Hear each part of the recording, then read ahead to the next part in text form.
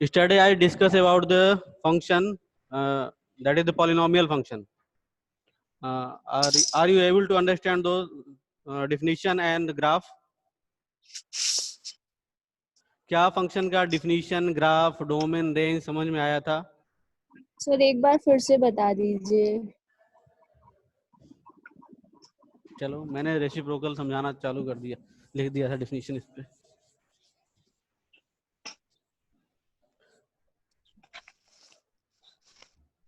दो, polynomial function क्या होता है? पॉलिनोमियल फंक्शन में कोई उसका डिफिनिट ग्राफ नहीं होता है। जैसे मैंने कल तुमसे बताया था कि जो और सारे फंक्शन है, दो फंक्शन ऐसे हैं, पॉलिनोमियल और रेसिप्रोकल या रेशनल जिसे बोलते हैं, रेशनल फंक्शन। दोनों ऐसे फंक्शन हैं जिसका कि ग्राफ डिफिनिट नहीं होता है, और रिमेनिंग जितने फंक्शन है उनके ग्राफ डिफिनिट है, उनका डोमेन रेंज डिफिनिट है। मतलब उसी तरह से ग्राफ बनेगा, उसी तरह से उसकी डोमेन रेंज निकाली जाएगी। पॉलिनोमियल, चूंकि पॉलिनोमियल में इनफाइनाइट फंक्शन हम जनरेट कर सकते हैं, तो इस तरह से उसके हर के ग्राफ डिफरेंट आएंगे। तो जैसे मैंने कल एक ग्राफ ड्रा किया था, और एक एग्जांपल मैंने ये लिया था, x स्क्वायर प्लस 2 सपोज। अब मुझे सपोज इसकी डोमेन रेंज और इसका ग्राफ ड्रा करना है। तो जितने फंक्शन क्लास 11 में पढ़ने हैं वो किस तरह के हैं? वो रियल फंक्शन है। रियल फंक्शन का सिंबल ही होता है, ये सिंबल किसका है? रियल फंक्शन का। ऐसा लिखा कहीं देख लो तो समझ लो वो रियल फंक्शन की बात कर रहा है। तो हम यहाँ पे जितनी टाइप्स डिस्कस कर रहे हैं, all for the real function. तो रियल फंक्शन में एक हमने एक्स स्क्वायर का ग्राफ ड्रा किया था। सपोज एक्स स्क्वायर प्लस 2 हो जाए तो उसका ग्राफ कैसे ड्रा करेंगे, उसकी डोमेन रेंज कैसे निकालेंगे? तो डोमेन मीन्स यहाँ से आर रियल नंबर से लेनी है वैल्यू। तो अब हमको देखना है y कहाँ का है। ये दोनों रियल नंबर हैं, x और y। x मीन्स डोमेन और y means range. Both are the real number are subset of real number. तो x के फॉर्म में अब मुझे देखना है कि x कुछ ऐसा लेना है जिसकी y भी रियल रहे। तो कोई भी रियल नंबर यहाँ पे प्लेस करेंगे तो y के फॉर्म में रियल नंबर ही आएगा। Harshita Gupta and Ram Prakash Yadav, please mute yourself. Speaker साफ करो अपने।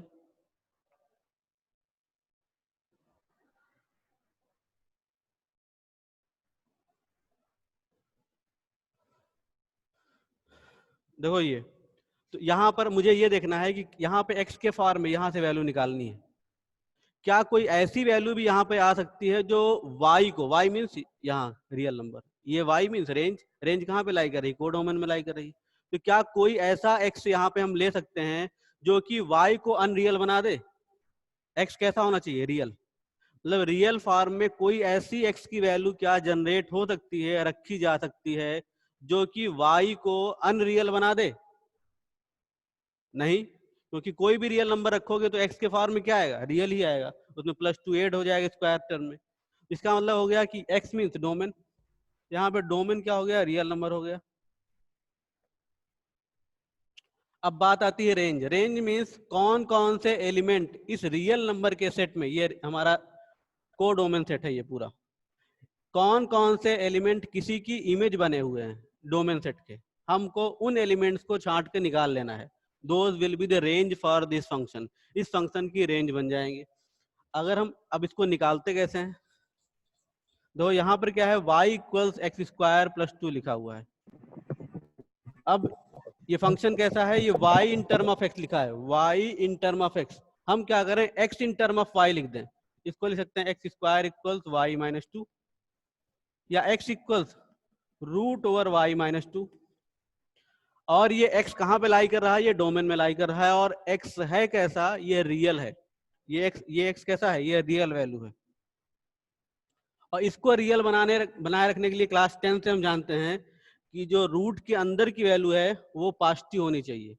अगर इसके अंदर की वैल्यू को निगेटिव करोगे, मतलब ये y माइनस 2 पूरी वैल्यू अगर निगेटिव होगी तो x हमारा अनरियल बन जाएगा। तो चैप्टर नंबर 5 है कॉम्प्लेक्स नंबर, वहां पे देखेंगे कि अनरियल वैल्यूज को किस तरह से सॉल्व करते हैं, उसका कैसे सोल्यूशन निकालते हैं। बहरहाल ये रियल ही मुझे रखना है। ये x मुझे क्या चाहिए? रियल चाहिए। तो x, जब x रियल होने के लिए क्या होना चाहिए? y माइनस 2 या तो 0 हो या 0 से बड़ा हो। ये पार्ट मिनिमम वैल्यू क्या हो सकती है इसकी? 0, और 0 से अधिक भी हो सकती है। इसको बोलते हैं इनइक्वलिटी। और ये कैसी है? Slag inequality. बहरहाल इनइक्वलिटी टर्म में और चैप्टर में और इसे अच्छे से समझेंगे। इसको सॉल्व कर कैसे करते हैं? दोनों साइड में इक्वल वैल्यूज ऐड कर दें तो ये 2 हट जाएगा। हमने 2 ऐड कर दिया है mister Rishabh, Shubham Singh and Rishabh, mute yourself. अपने स्पीकर साफ करो प्लीज।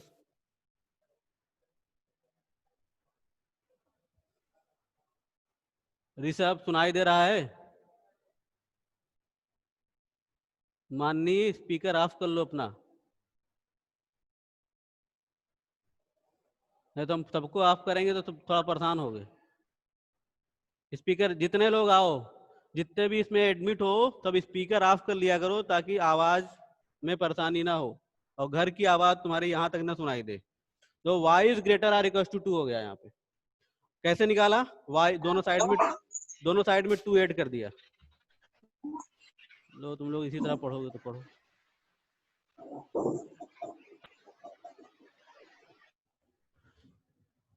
अब देखो यहाँ पर ये क्या दिखा रहा है कि y की वैल्यू 2 या 2 से अधिक होगी। तो y की वैल्यू 2 या 2 से अधिक होने का मतलब क्या है? 2 से चालू होगी और इनफाइनाइट तक जाएगी।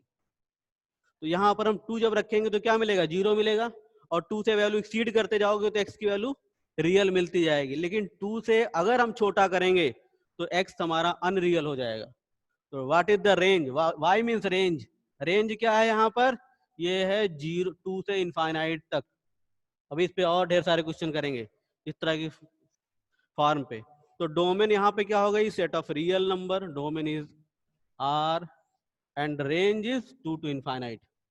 अब इसका ग्राफ ड्रा करना है। अगर इसका ग्राफ कैसे ड्रा करोगे?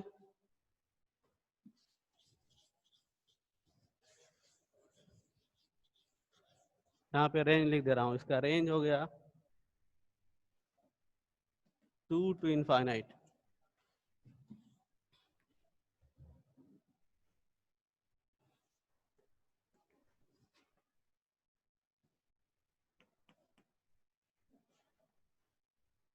जीरो। अब ये एक्स एक्सिस है। एक्स एक्सिस क्या है? ये एक्स एक्सिस पे रिप्रेजेंट होगा रियल नंबर। तो मतलब डोमेन हमारा क्या है? माइनस इनफाइनाइट से आर मीन्स आर का मतलब होता है रियल नंबर का माइनस इनफाइनाइट से प्लस इनफाइनाइट। ये पूरा रियल नंबर यहाँ पे है हमारे पास। सपोज हियर -1 -2 -3, ये नेगेटिव डायरेक्शन है। ये ओरिजिन हो गई 0 1 2 3 4।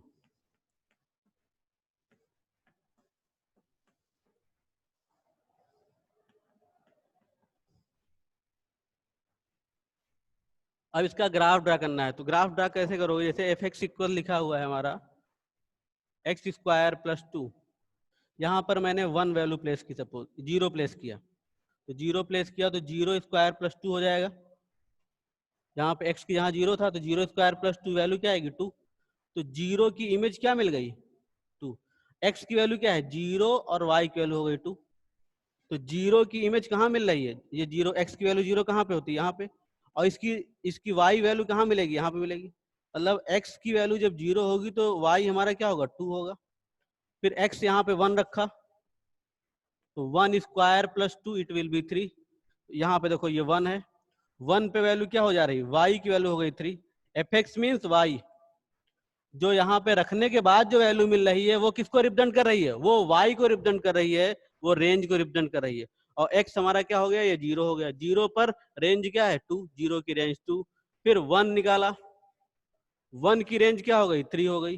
फिर मान लेते हैं 2 रखोगे इसी पे, तो 2 square that is 4 plus 2 6 here कहीं। तो अब इसका देखो यहाँ से, अब ये 0 पे क्या है? 2। ये यहाँ से चालू होगा ऐसे। इधर भी इसी तरह से -1 पे क्या? -1 पे क्या होगा? -1 रखेंगे यहाँ पे। -1 पे फिर 3 आएगा यहाँ पे। फिर -2 पे फिर ये हो जाएगा 4 प्लस 2 6। इसका ग्राफ कैसे आएगा? ये इस तरह से, दोनों साइड में सिमेट्रिकल इस तरह का ग्राफ दिखेगा तुम्हें।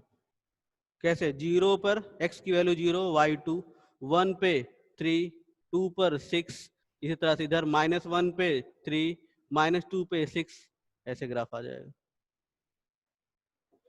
इट मीन दैट इसमें जैसे जैसे फंक्शन चेंज करोगे उसका ग्राफ भी वेरी करता जाएगा, और हर फंक्शन के लिए डोमेन और रेंज वेरी करेगी, सेम हम नहीं लिख सकते हैं। किसके लिए? पॉलिनोमियल फंक्शन के लिए।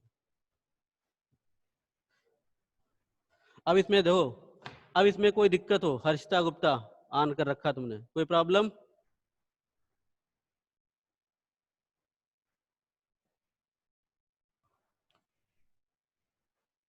Anyone can ask to me, अगर किसी को कुछ प्रॉब्लम है तो पूछ सकता है। हाँ सौरभ, यस सौरभ। सर वो ग्राफ वाला एक बार बता दीजिए। देखो ग्राफ कैसे ड्रा करोगे, जैसे ये क्या, जैसे तुम ग्राफ ड्रा करते हो तो इसी तरह करते हो ना, y यहाँ पे y रख दिया और यहाँ पे x की वैल्यू रखते जाते हो, ऐसे बनाते हो ना ग्राफ क्लास 10th। यहाँ पे जैसे मानिए यस सर। x की वैल्यू यहाँ 0 रखोगे तो y क्या मिलेगा तुम्हें? x की वैल्यू 0 रखा तो y क्या आएगा? यहाँ पे 2। यहाँ पे x की वैल्यू 0 रखेंगे तो y 2 आएगा, x 0 हो गया। फिर x की वैल्यू, ये x रिप्रेजेंट कर रहा है इधर, ये 0 रखा तो y हो गया 2। फिर x 1 रखा तो y हो जाएगा 3, 2 रखोगे 6 आ जाएगा, यहाँ पे रखोगे 2 तो 6 आ जाएगा, 3 रखोगे तो 9 + 2 11 हो जाएगा।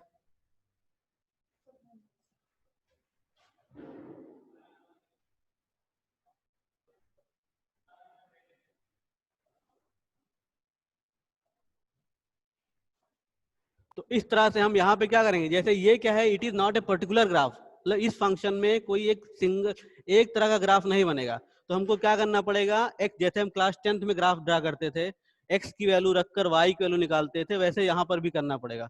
देखो 0, x की वैल्यू 0, y क्या है 2, 0 पे 2 हो गया।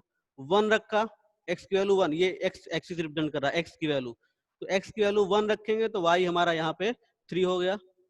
x की वैल्यू 1, y 3, तो 1 पे y, ये y एक्सिस है, y पे 3 हो गया। फिर 2 रखा, x की वैल्यू 2, तो y हमारा 6 हो जाएगा, कहीं यहाँ पे आएगा, y की वैल्यू 6 यहाँ पे है। फिर 3 रखेंगे 11 कहीं हो जाएगा, इस तरह से। और यही निगेटिव तो डायरेक्शन समझ में में आ होगा। गया। हाँ इसी तरह निगेटिव डायरेक्शन में होगा। तो इस तरह से हम ग्राफ इसका ड्रा करेंगे। मेन चीज ये ध्यान रखनी है कि इस फंक्शन के लिए ग्राफ सिंगल ग्राफ नहीं होगा, जैसा फंक्शन होगा उसी तरह से ग्राफ बनाओगे। डोमेन रेंज भी इसकी हर फंक्शन की निकालनी पड़ेगी।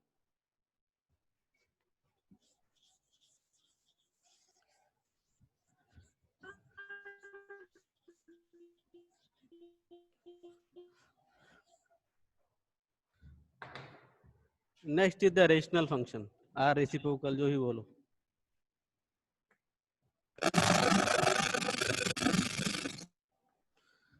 ए function f R to are.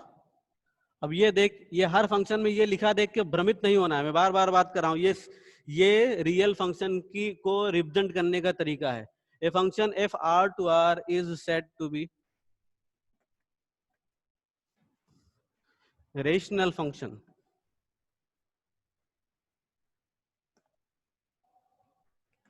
if function is defined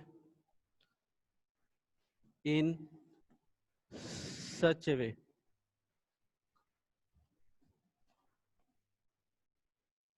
suppose fx equals gx upon hx। मतलब फंक्शन क्या हो, जैसे फंक्शन कोई फंक्शन लिखा है gx बाई hx लिखा हुआ है, gx मीन्स यहाँ पे वन भी कांस्टेंट फंक्शन भी हो सकता है, या hx मीन्स कोई पॉलिनोमियल या रेशनल या लीनियर कोई फंक्शन हो सकता है। मतलब यहाँ पर कोई भी फंक्शन रख सकते हैं, जैसे 1/x रख दिया सपोज। अब कंडीशन क्या है, जो डिनोमिनेटर का फंक्शन हो वो 0 नहीं होना चाहिए, मतलब ये hx 0 नहीं होना चाहिए। अगर hx 0 होगा तो ये फंक्शन डिफाइन नहीं होगा। कंपलसरी कंडीशन क्या है, ये जो डिनोमिनेटर का फंक्शन हो दैट शुड नॉट बी 0। जैसे मान लेते हैं मैंने इसको 1/x लिख दिया सपोज, तो gx क्या है यहाँ पे 1 है और hx क्या है x है। अगर इसको ड्रा करना, मतलब x को अब यहाँ पे हम 0 नहीं बना सकते हैं, या बोल सकते हो कि जो हम डोमेन सेट लेंगे उसमें 0 नहीं होगा। क्यों नहीं होगा? क्योंकि अगर 0 रखोगे तो 1/0 हो जाएगा और ये इनफाइनाइट हो जाएगा। इसका मतलब हो गया कि जीरो की इमेज हमको नहीं मिलेगी। इनफाइनाइट मींस अनडिफाइंड, तो जीरो की। और हम जानते हैं कि फंक्शन की डिफिनीशन क्या होती है कि डोमेन सेट का हर एलिमेंट अपनी इमेज बनाए। जीरो रखने पे क्या हो गया, उसकी इमेज नहीं बन रही है, तो फंक्शन की डिफिनीशन ही फॉलो करना बंद कर देगा, वो फंक्शन बन ही नहीं पाएगा। तो फंक्शन बनने के लिए जरूरी है कि जीरो डोमेन सेट से जीरो हटा दिया जाए। यहाँ पे जब 1/x लिखा है तब फंक्शन कैसा लिखा है, f(x = 1/x लिखा है।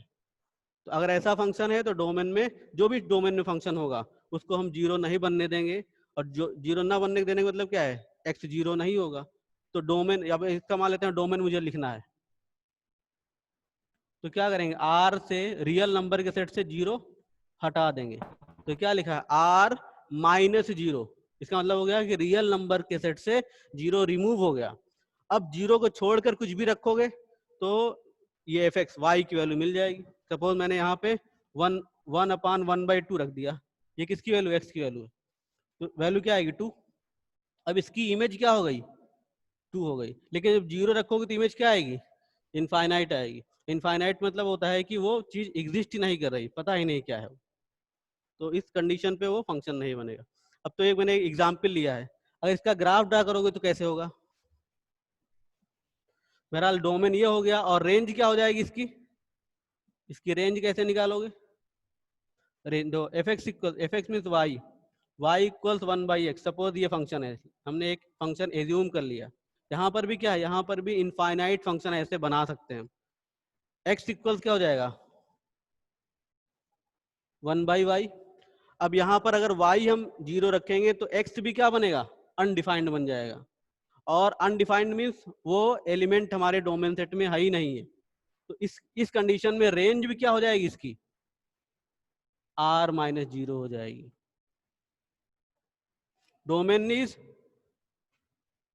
डोमेन यहां से निकाल लिया r-0, रेंज x = 1/y लिखा, और y की वैल्यू देख ली कैसी होगी, y जीरो रखोगे तो जीरो रखने का मतलब है क्या, जैसे यहाँ पे को डोमेन सेट है जीरो, ये जीरो एलिमेंट है, इसकी इमेज ही नहीं, प्री इमेज नहीं मिलेगी। मतलब कोई एलिमेंट ऐसा होनी चाहिए जिसकी इमेज जीरो हो, तो जीरो किसी की इमेज नहीं एग्जिस्ट करेगी।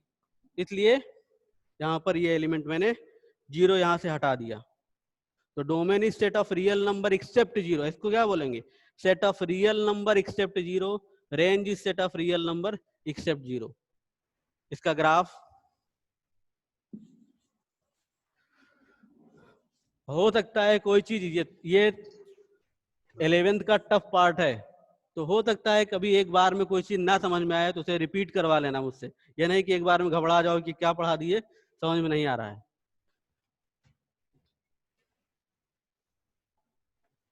जैसा इसका ग्राफ ड्रा करें, सपोज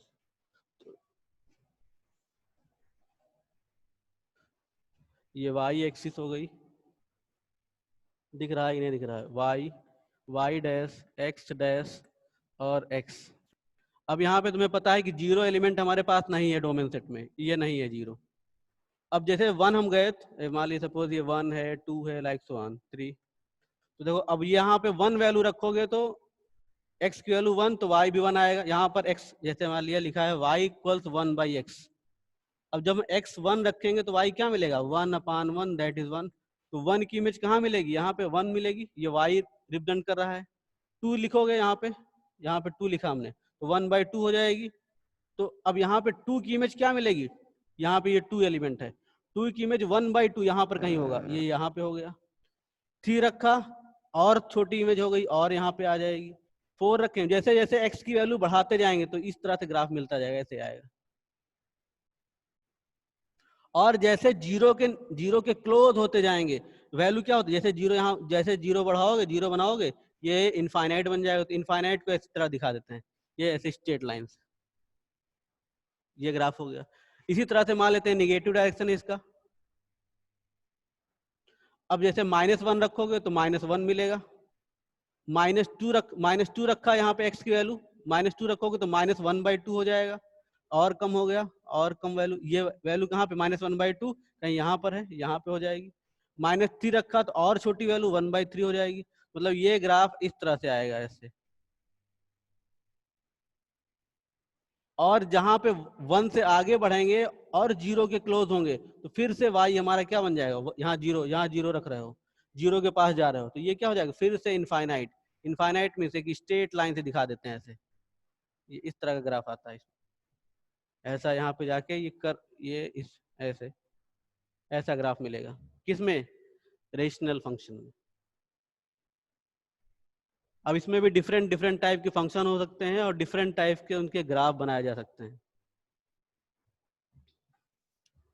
अब इसमें कोई दिक्कत हो रही हो तो तुम स्पीकर ऑन करके पूछ सकते हो। हर्षिता गुप्ता, हाँ, यस, हर्षिता ये गुप्ता। वाला फिर से एक बार समझा दीजिए। हाँ देखो देखो, मैंने बताया कि रेशनल या रेसिप्रोकल जिसे भी बोलो, ये फंक्शन कैसा होता है कि इसको फंक्शन अपान फंक्शन लिखते हैं, मतलब ये दो फंक्शन को मिलाकर बनाया जाता है। जैसे 1/x मैंने लिख दिया, अब ये क्या है, ये हमारा रेशनल फंक्शन है। क्यों, क्योंकि फंक्शन डिनोमिनेटर में भी आ रहा है। अब इसको सॉल्व कैसे करते हैं, किस तरह से हम डोमेन और रेंज बताएंगे। देखो x की वैल्यू हम, अब x मुझे क्या देखना है इसमें कि कोई ऐसी वैल्यू डिनोमिनेटर में ना आए ताकि y हमारा अनडिफाइंड बन जाए। सपोज यहाँ पर मैं y जीरो, x की वैल्यू 0 प्लेस कर दूं, सपोज x की वैल्यू अगर हम 0 प्लेस करेंगे तो 1/0 क्या होता है, इनफाइनाइट होता है। और ये जो वैल्यू तुम रख रहे हो, जैसे 1/0 रखा, जो रिजल्टेंट वैल्यू आएगी वो क्या हो जाएगी, इसकी इमेज हो जाएगी। क्योंकि हमने फंक्शन कैसा डिफाइन किया है, एफ एक्स इक्वल्स 1/x से डिफाइन किया है। और एफ एक्स मीन क्या होता है, y। तो जो यहाँ पे वैल्यू रखने पे मिल रही है वो किसकी हो जाएगी, इसकी इमेज हो जाएगी। तो 0 की इमेज क्या हो गई, इनफाइनाइट हो गई। और फंक्शन की डिफिनीशन, इनफाइनाइट मीन क्या होता है, अनडिफाइंड, मतलब वो वैल्यू मिलेगी नहीं, खाली हम सोच सकते हैं इनफाइनाइट। तो इसका फंक्शन की डिफिनीशन होती है कि हर एलिमेंट की इमेज मिलनी चाहिए। हम क्या देख रहे हैं कि 0 की इमेज ही नहीं मिल रही है। तो अगर हम डोमेन सेट में 0 को बनाए रखेंगे तो उस कंडीशन में ये फंक्शन बनेगा ही नहीं, मतलब इसको हम फंक्शन बना ही नहीं पाएंगे, क्योंकि फंक्शन की डिफिनीशन नहीं फॉलो करेगा, 0 की इमेज ही नहीं मिलेगी। तो हम क्या करें कि डोमेन सेट से इस 0 को रिमूव कर दें, हटा दें, गायब कर दें। डोमेन सेट क्या है, रियल नंबर है, रियल नंबर से 0 हटा दिया। अब 0 को छोड़कर कोई वैल्यू अगर यहाँ रखी जाती है तो सबकी इमेज मिलेगी, क्योंकि वो क्या होगी, रियल। सपोज यहाँ 1 रख दें तब भी 1 आ जाएगी इमेज, 2 रखोगे तो 2 की इमेज 1/2 हो जाएगी, 3 रखा 1/3 हो जाएगी, लाइक सो ऑन। तो हमने क्या किया, डोमेन सेट से 0 हटा दिया। अब बात आती है रेंज कैसे बताएंगे। रेंज मीन्स होता है कि वे एलिमेंट जो किसी की इमेज बन चुके हों, those are called the range.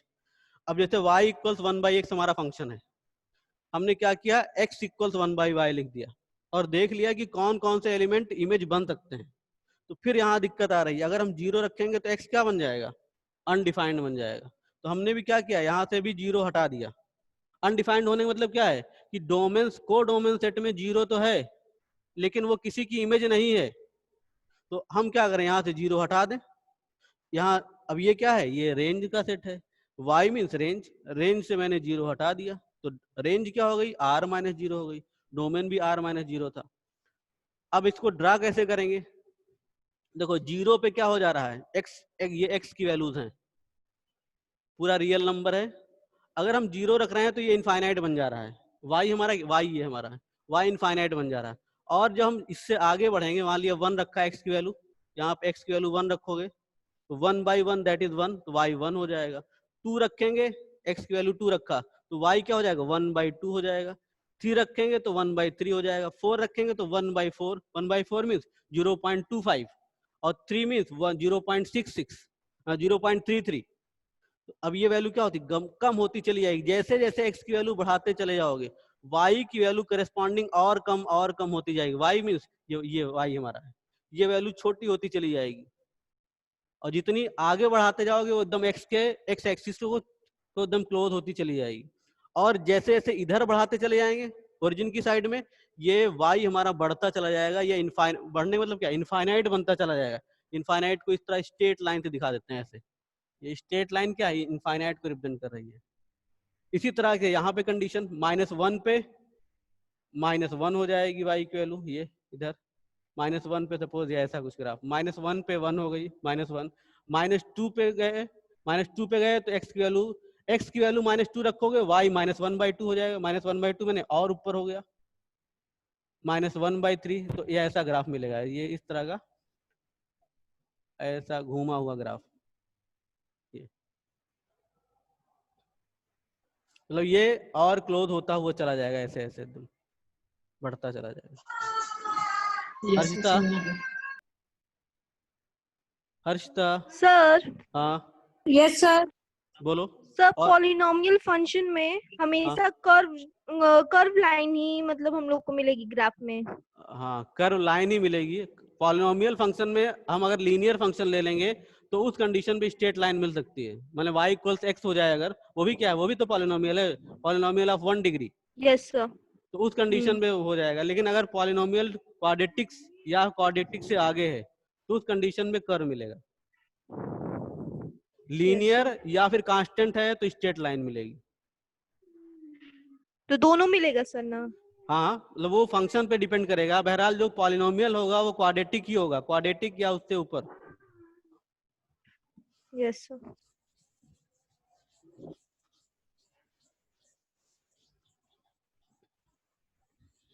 इसके बाद एक फंक्शन है that is called as signum function.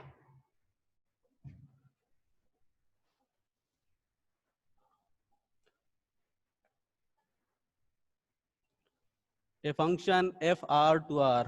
Definition of the signum function. A function f r to r is said to be signum function if function is defined in such a way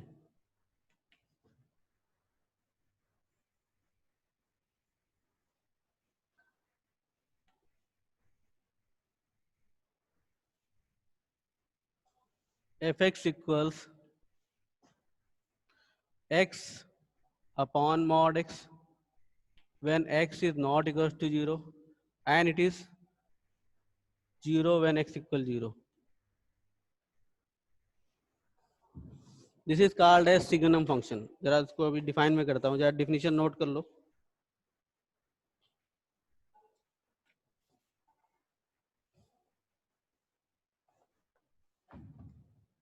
x upon mod x। तो अब जरा इसको इस तरह से इस form में तुम्हारे बुक में नहीं लिखा गया है। मैंने इसको अभी इसको सिंप्लीफाई करके उसी फॉर्म में ले आता हूँ इसमें बुक में लिखा गया है। तो अब ये लिखा क्या है मैंने कि x upon mod x, mod function में पढ़ा चुका हूँ। x अपॉन मॉड x होगा कब? जब x की वैल्यू 0 नहीं होगी। मतलब जब भी x की वैल्यू हम 0 नहीं लेंगे तो ये फंक्शन का फॉर्म आएगा। और जब x 0 होगा तो y, fx मीन्स y 0 बन जाएगा। एक बार फिर से क्वेश्चन, ये फंक्शन, किसी भी फंक्शन को, रियल फंक्शन को सिग्नम फंक्शन तब बोलते हैं जब y, fx means y equals x upon mod x आए। ये डिफिनीशन फंक्शन की कब यूज हो रही है? जब x की वैल्यू 0 हम नहीं ले रहे हैं तब। और जब ये x की वैल्यू 0 ले लेंगे तो y, this is y become 0, y 0 बन जाएगा। अब 0 ना लेने की दो कंडीशन हो सकती है। क्या क्या हो सकता है भाई? x 0 ना होने की दो कंडीशन हो सकता है, x पॉजिटिव हो हमारा और हो सकता है x नेगेटिव हो हमारा। तो इसमें दो पार्ट में इसको तोड़ सकते हैं। मैं डिफिनिशन इसको रिमूव कर सकता हूं। इसमें कोई डाउट है इतने पार्ट में? सर फॉर्मूला मॉड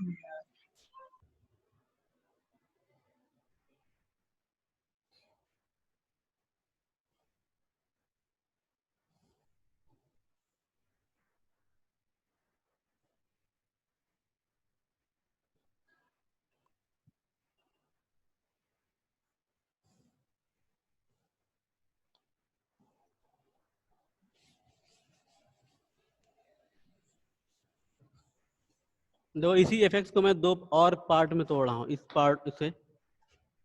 अब यहाँ पे x की कंडीशन क्या क्या हो सकती है? हो सकता है ये जो x हम लिख रहे हैं 0 नहीं है, हो सकता है ये x 0 से छोटा हो। अगर x 0 से छोटा होगा, देखो ये फंक्शन क्या है, दो पार्ट में मिलकर बना है, x अपॉन मॉड x। अब यहाँ पर क्या हो सकता है, ये जो मॉड x है, मॉड x अपॉन x या x अपॉन मॉड x, तो यहाँ पर क्या है, ये जो मॉडुलस फंक्शन है, दो फंक्शन, ये क्या है, एल्जेब्रिक फंक्शन है, एल्जेब्रिक माने लीनियर फंक्शन है, और ये मॉडुलस फंक्शन है।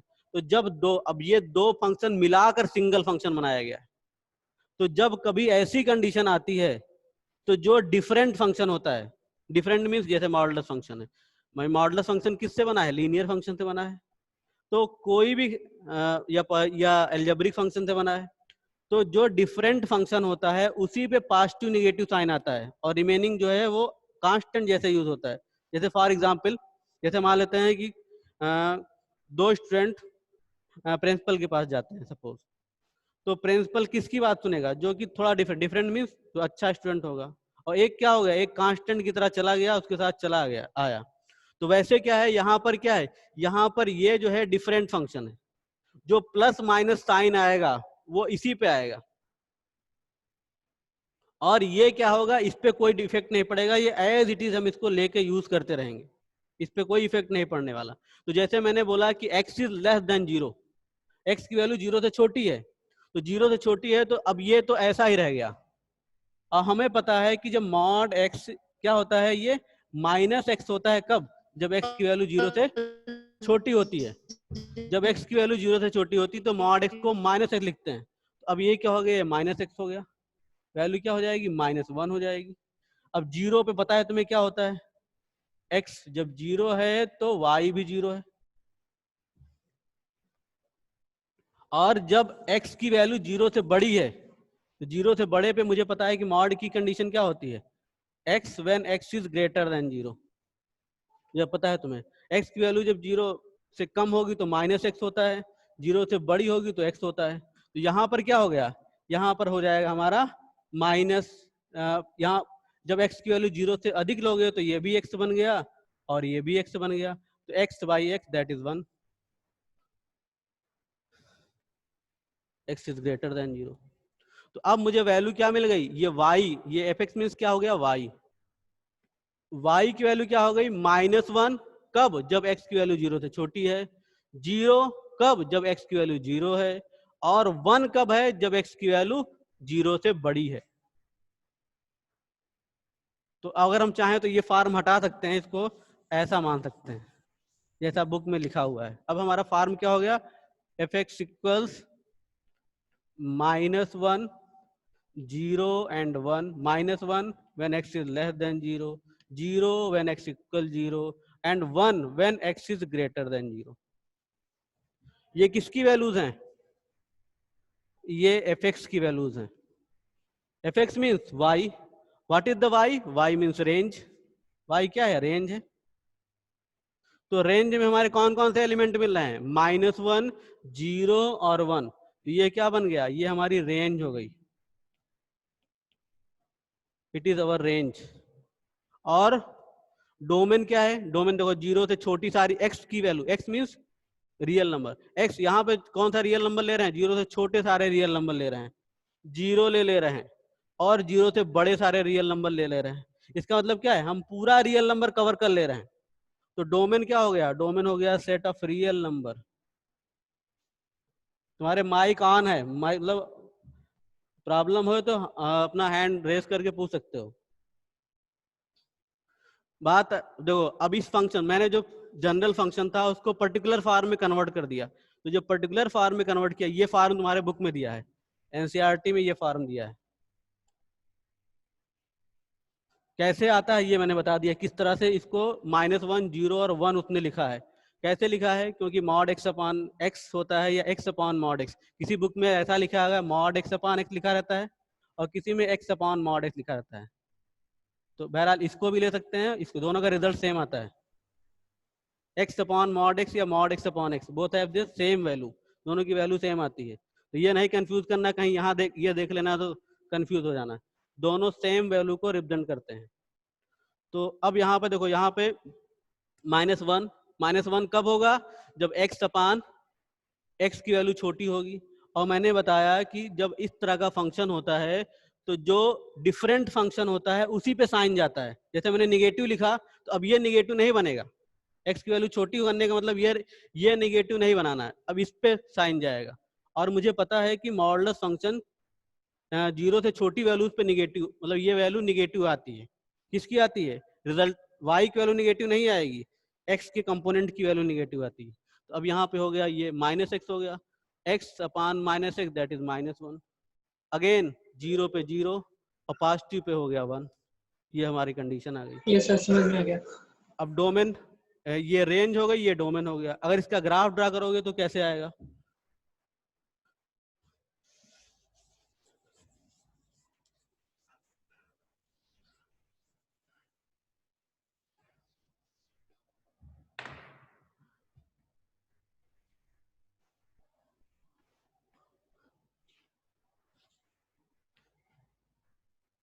y y dash and x dash and x। देखो अब यहाँ पे मैंने बता रखा है, अभी तुमने देखा है कि यहाँ fx मैंने लिख रखा था -1 0 और 1। तो 0 पे वैल्यू 0 हो जा रही है। ये क्या रिप्रेजेंट कर रहा है? ये x की वैल्यू रिप्रेजेंट कर रहा है। x की वैल्यू 0 तो y हमारा 0, मतलब ये एक पॉइंट हो गया 0 0। और सपोज ये 1 2 3 4 5, here 1 2, here also -1 -2 -3 and here -1 -2। और एक चीज देखो, जब x की वैल्यू हम 1 से बढ़ा रहे हैं, यहाँ पर x की वैल्यू जब 1 से बढ़ा रहे हैं तो y हमारा क्या बन जा रहा है? fx मीन्स y 1 बन जा रहा है। तो जब x की वैल्यू हम 1 से बढ़ाएंगे तो y 1 बन जाएगा। तो यहाँ देखोगे यहाँ पे गोल गोल बना हुआ उसमें, और इसके बाद स्ट्रेट लाइन बनी हुई y = 1। ये गोल इसलिए बना है क्योंकि ये जो लाइन वाला एक्सिस वाला पार्ट है हम नहीं ले रहे हैं, क्योंकि एक्सिस पे क्या है? x 0 तो y 0 है, वो हो गया x 0 पे y 0। अब जब x की वैल्यू जब 0 से बढ़ाएंगे, चाहे जितना मतलब इस एक्सिस पे 0 से बड़ी कोई भी वैल्यू, उस कंडीशन पे y क्या बन जाएगा? 1 बन जाएगा। ये y की वैल्यू 1 कहाँ पे? यहाँ पे ये y वैल्यू 1 हो गई। और जब x की वैल्यू 0 से घटाएंगे तो y की वैल्यू -1 बन जाएगी। अब 0 से घटाने मतलब इधर जा रहे हैं, तो अब ये y की वैल्यू -1 बन गई। ये हो गया y = -1। ये स्पेयर यही शो कर रहा है कि इस लाइन वाला पार्ट हमारे इसमें इंक्लूड नहीं है। ये y = 1 में ये पार्ट नहीं लगा हुआ है, y = -1 में ये पार्ट नहीं है, लाइन का पार्ट। देखोगे ग्राफ में यहाँ पे स्पेयर बना, गोला बनाया है ऐसा। तो ये गोला क्या दिखा रहा है कि लाइन नहीं लेनी है उनको। यहाँ पर भी ऐसे स्पेयर गोला बनाया हुआ है। अब इसके आगे जब बढ़ रहे हो तो -1 बन जा रहा है। यहाँ पर इससे थोड़ा सा आगे बढ़े तुरंत -1 बन गया। तो ये ग्राफ हो गया, और ये पॉइंट है ही हमारा 0 0। इस तरह से ग्राफ बनाया हुआ है। कहीं कुछ प्रॉब्लम हो रही पूछ सकते हो। और जो फंक्शन जिस दिन पढ़ाया जाए प्लीज जाके रिपीट करो, क्योंकि ये टफ पार्ट है। नहीं समझ में आता दूसरे दिन फिर से पूछो सर नहीं समझ में आया हमको, तो लगता है कि हाँ कुछ नहीं, इसको नहीं समझ में आ रहा है। और एक बार में नहीं समझ में आता है तो घबराने की बात भी नहीं है। तो थोड़ा सा टफ पार्ट है ये, तो हो सकता है फर्स्ट टाइम ना समझ में आए, तो फिर से मैं इसको रिपीट करके समझाऊंगा। इसमें कोई प्रॉब्लम हो रही तो पूछ सकते हो।